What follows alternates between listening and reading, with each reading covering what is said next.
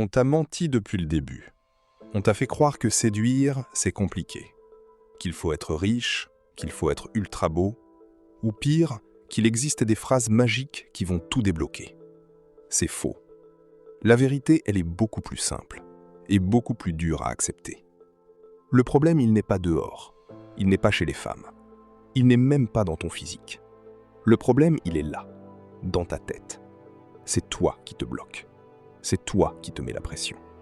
C'est toi qui te racontes des histoires avant même d'essayer. Tu réfléchis trop, tu doutes trop. Et au final, tu ne fais rien. Ou tu fais n'importe quoi.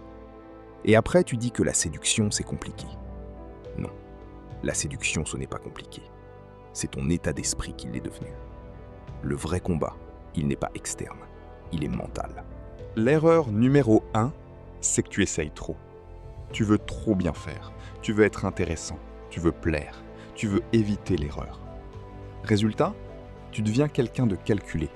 Tu réfléchis à chaque message avant de l'envoyer. Tu relis 3 fois. Tu te demandes si c'est le bon timing.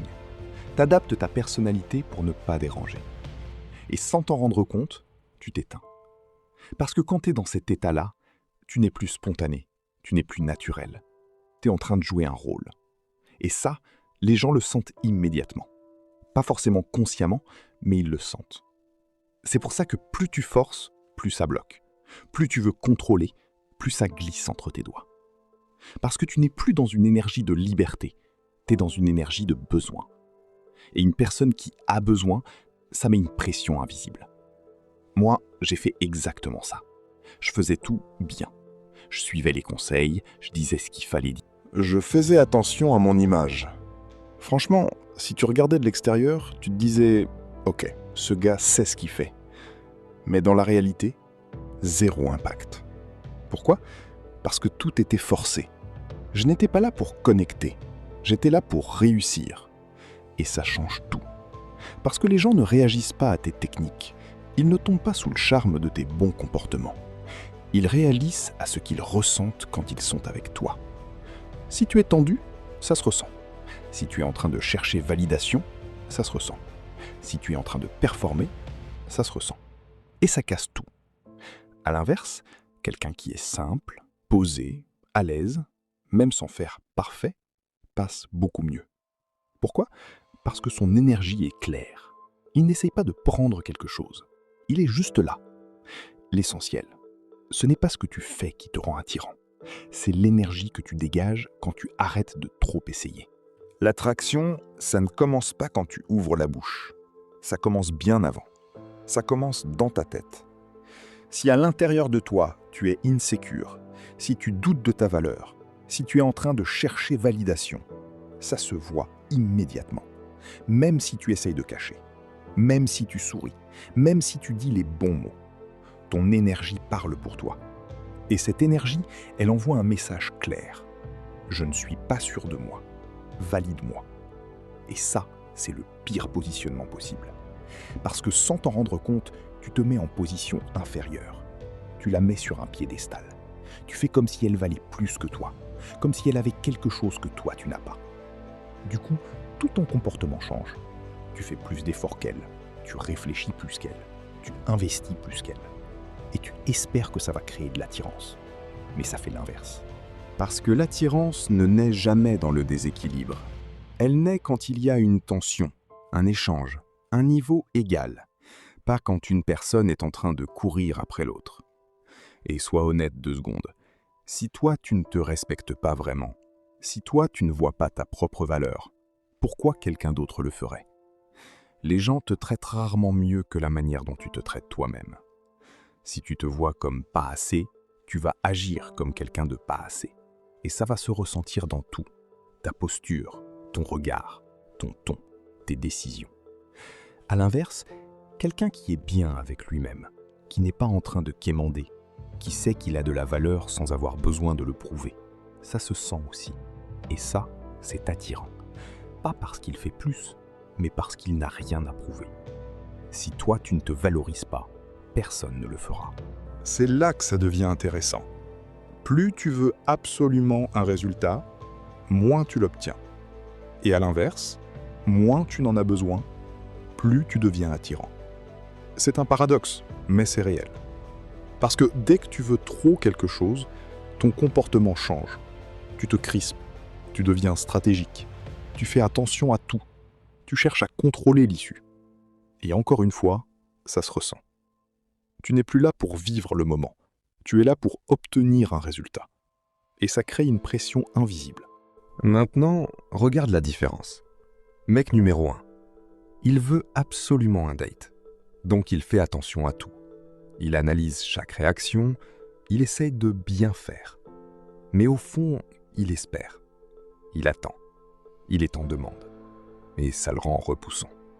Pas parce qu'il est nul, mais parce que son énergie est lourde.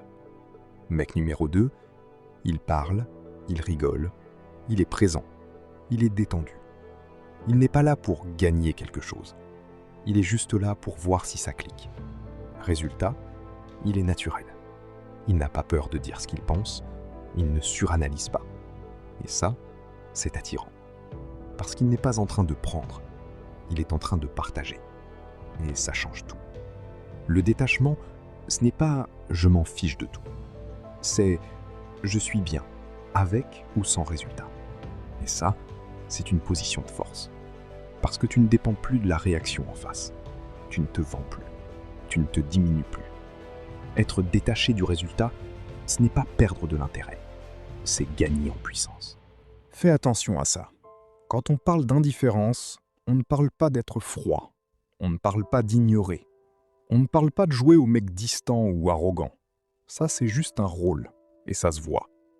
L'indifférence stratégique, c'est autre chose. C'est être bien, peu importe l'issue. Qu'elle soit intéressée ou non, qu'elle réponde ou pas, qu'il y ait un date ou rien du tout. Tu es OK. Pas en surface, vraiment OK. Et ça change complètement ton comportement. Tu ne forces plus la conversation. Tu ne cours plus après les réponses. Tu ne surinvestis plus pour sauver une interaction. Tu laisses respirer. Tu es présent quand c'est naturel et tu lâches quand ça ne l'est pas. Et ça crée quelque chose de puissant. Parce que d'un coup, tu deviens moins lisible. Tu ne réagis pas comme les autres. Tu n'es pas en train de chercher à impressionner. Tu n'es pas en train de t'accrocher. Du coup, elle commence à se poser des questions. Il est comment, ce gars? Pourquoi il ne force pas? Pourquoi il n'est pas comme les autres? Et là, tu deviens un mystère. Pas parce que tu joues un jeu, mais parce que tu n'es pas en demande. Et ça inverse les rôles. Ce n'est plus toi qui essaye de capter son attention. C'est elle qui commence à s'intéresser à toi. Mais attention, si tu fais semblant de t'en foutre, ça ne marche pas. Les gens ressentent la différence entre « je m'en fiche » et « je suis bien avec ou sans toi ». La vraie force, elle est là. Quand tu n'as pas besoin, tu deviens naturellement désirable. Il faut comprendre un truc simple. Les gens valorisent ce qui demande un effort, ce qui est rare, ce qui ne se donne pas immédiatement, ce qui se mérite un minimum. Donc, si toi, tu arrives et que tu donnes tout gratuitement, attention, validation, compliment, disponibilité, tu perds de la valeur. Pas parce que tu es nul, mais parce que tu es trop accessible. Et ce qui est trop accessible n'est pas perçu comme précieux. Maintenant, fais la différence. Au lieu de flatter en permanence, t'es incroyable, t'es parfaite, waouh, t'es différente. Tu peux challenger légèrement. Pas pour rabaisser, pas pour attaquer, mais pour montrer que tu observes, que tu réfléchis et que tu n'es pas impressionné facilement. Exemple simple. Au lieu de dire « t'es trop gentille », tu peux dire « gentil » ou « tu fais semblant ». Là, tu crées une petite tension, un jeu, une interaction vivante. Tu montres que tu n'es pas là pour valider à tout prix. Et surtout, tu montres que ton intérêt n'est pas automatique, qu'il se construit, qu'il dépend aussi de ce qu'elle renvoie. Et ça, c'est important. Parce que dès que tu mets quelqu'un sur un piédestal, tu te mets en dessous. Et à partir de là, tu perds le rapport de force. Tu passes de « je choisis aussi » à « j'espère être choisi ». Et ça change toute la dynamique. Le défi calculé, ce n'est pas manipuler, c'est juste remettre de l'équilibre. Si tu donnes tout sans filtre, tu perds de la valeur. ne mets personne sur un piédestal. Là, on touche à un vrai switch mental. Tu ne dois plus être dans « est-ce que je vais lui plaire ?» Ça, c'est une position de demande. Tu attends une validation, tu espères être accepté. Tu joues petit sans t'en rendre compte. Tu dois changer complètement d'angle. Passer à « est-ce qu'elle me plaît vraiment ? Est-ce qu'elle mérite mon temps, mon énergie ?» Ça a l'air simple, mais ça change tout. Parce que d'un coup, tu n'es plus en train de courir après. Tu es en train d'observer. Tu regardes comment elle parle, comment elle se comporte, ce qu'elle dégage. Tu arrêtes de te vendre et tu commences à évaluer. Et ça se ressent directement. Ton regard change, ton ton change, ton attitude devient plus posée. Tu n'es plus impressionné par défaut. Et surtout, tu redeviens sélectif. Parce que oui, toi aussi, tu as des standards. Toi aussi, tu as le droit de dire « ça me correspond » ou « ça ne me correspond pas ». Et ça, c'est une position forte. Parce que tu ne dépends plus du résultat. Tu ne cherches plus à gagner. Tu cherches à voir si ça a du sens pour toi. Et paradoxalement, c'est exactement là que tu deviens plus attirant. Parce que tu n'es plus en train de demander une place. Tu es en train de décider si tu la donnes. Tu passes de demandeur à évaluateur. À un moment, il faut que tu comprennes ça. Si tu changes pour plaire, tu es déjà en train de perdre. Parce que tu envoies un message clair. Je ne suis pas suffisant tel que je suis. Et à partir de là, tu entres dans un piège. Tu t'adaptes un peu, puis encore un peu, puis encore, jusqu'à ne plus vraiment savoir qui tu es. Et le pire, même si ça marche au début, tu ne peux pas tenir comme ça. Parce que ce n'est pas toi. La mentalité du prince, c'est l'inverse total. Tu sais qui tu es, tu sais ce que tu veux, tu sais ce que tu acceptes et ce que tu refuses. Et tu restes aligné avec ça. Pas de manière agressive, pas pour prouver quelque chose, juste calmement. Exemple simple. Si elle te demande de changer un truc important pour toi, tu ne paniques pas. Tu ne te dis pas « ok, sinon je vais la perdre ». Tu restes posé, t'écoutes, et si ça ne te correspond pas, tu refuses, sans t'énerver, sans te justifier pendant 10 minutes, sans supplier. Juste « non, ça ne me correspond pas ». Point. Et oui, parfois, ça veut dire perdre la personne. Mais comprends bien ça. Mieux vaut perdre quelqu'un que te perdre toi-même. Parce que le respect, le vrai, ne vient pas de ce que tu fais pour plaire. Il vient de ta capacité à rester aligné. Aligné dans tes décisions, aligné dans tes limites, aligné dans qui tu es. Et ça, c'est rare. Et ce qui est rare attire. Le respect ne vient pas de l'adaptation permanente. Il vient du fait de rester fidèle à toi-même. Le vrai changement commence ici. Tant que tu crois qu'il n'y en a qu'une seule, tu te mets toi-même sous pression. Tu transformes chaque interaction en enjeu. Chaque échange devient important. Chaque réponse devient cruciale. Et ça crée de la tension. Parce que dans ta tête, tu n'es plus en train de rencontrer quelqu'un. Tu es en train de ne pas rater une chance. Et ça change complètement ton énergie. La mentalité d'abondance, c'est exactement l'inverse. C'est comprendre un truc simple. Il n'y a pas une seule opportunité. Il y a des personnes, des rencontres, des possibilités. Et ça continue. Quand tu intègres ça vraiment, pas juste en théorie, ton comportement change naturellement.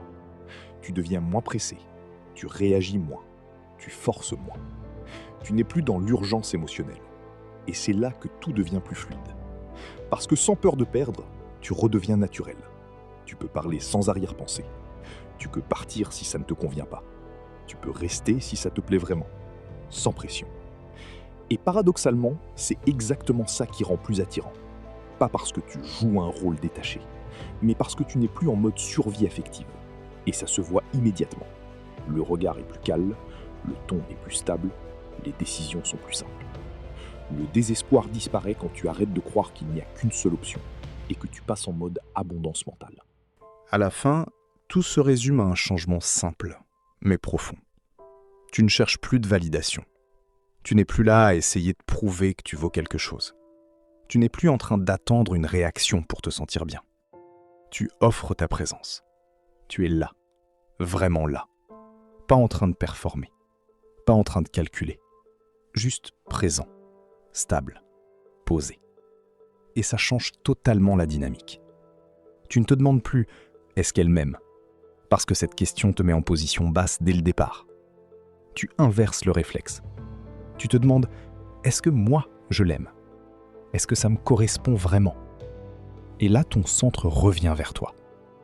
Tu redeviens celui qui observe, qui ressent, qui choisit. Pas celui qui espère être choisi. Et quand tu fonctionnes comme ça, il se passe quelque chose de très simple. Tu n'as plus besoin de technique.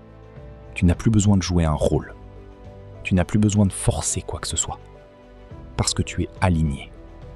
Et cet alignement, c'est exactement ce qui te rend naturellement attirant. Pas parce que tu fais plus, mais parce que tu es enfin en place. Quand tu arrêtes de chercher la validation et que tu reprends ton centre, l'attirance devient une conséquence naturelle, pas un objectif. À ce stade, il faut être honnête. Tout ce que tu viens de comprendre ne vaut rien si tu ne l'appliques pas. Parce que ce genre de mentalité, ce n'est pas un concept à admirer. Ce n'est pas une vidéo à comprendre. C'est un mode de fonctionnement à incarner. Et la vérité est simple. La différence entre ceux qui progressent et ceux qui restent bloqués, ce n'est pas l'intelligence, ce n'est pas les infos, ce n'est même pas la chance. C'est l'action. Il y a des gens qui savent tout ça, mais qui continuent à réfléchir, à attendre, à douter. Et il y a ceux qui prennent une chose, même petite, et l'appliquent immédiatement. C'est tout. Parce que la confiance, la présence, l'attitude, ça ne vient pas de la théorie. Ça vient de ce que tu fais dans la vraie vie. Pas demain, pas quand tu seras prêt. Maintenant, dans tes interactions, dans tes choix, dans ton comportement.